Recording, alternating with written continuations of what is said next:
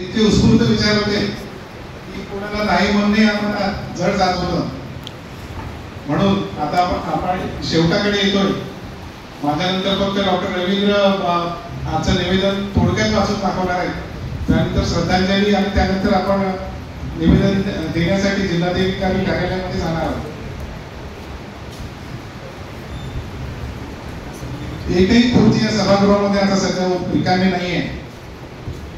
यशस्वी करण्यासाठी आम्ही आयोजकांनी कोणालाही फोन केला नाही. सगळे लोक स्वयंस्फूर्तीने आलेले. म्हणजे मनामध्ये लोकांच्या किती तीव्र भावना आहेत ते त्याच्यात दिसून येतं. नाही तर आपण आयोजन करत असताना काय काय पापड बेलावं लागतात आपल्याला माहित आहे. टापरे सरांनी सांगितले की सर्व संघटनांनी एकत्र आलं पाहिजे. टापरे सरांना मी सांगू इच्छितो की मला आठवते निर्भय 2 वर्षापूर्वी अति प्रचंड रॅली अशी आम्ही काढली आणि हा पॅटर्नच इथे आम्ही राबवतो की सर्व संघटना विमा असो, ITA असो, ऑर्थोपेडिकल असो, पॅरामेडिकल, नर्सिंग यांना आम्ही सोबत घेऊन चालतो. त्याचं कारणच आहे की आपल्याला आपली ताकद जर समाजापुढे दाखवायची असेल, आपले प्रश्न मांडायचे असतील तर आपलं संख्याबळ दाखवणं फार गरजेचं आहे.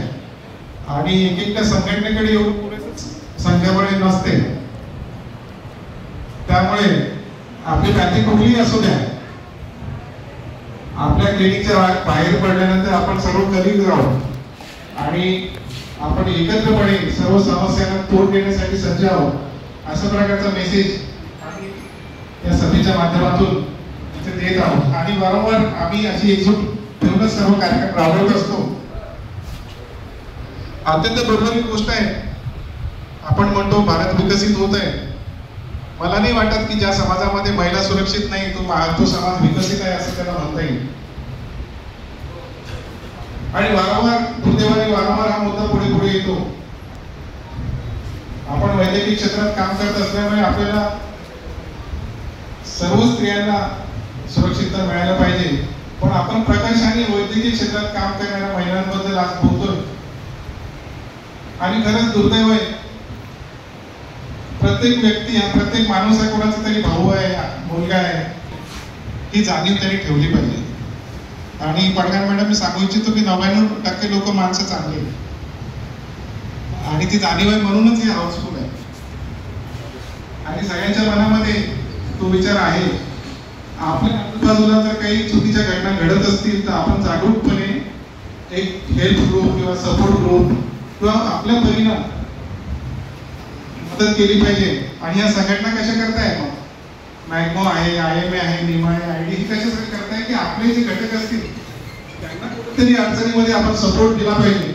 या उद्देशानेच या संघटना काम करत असतात. आपल्या सर्वांचा मी आभार मानू इच्छितो. आपण उत्स्फूर्तपणे या आजच्या रॅलीमध्ये सहभागी झाला. दुर्दैवी घडली त्याचा तर तीव्र निषेध आहे.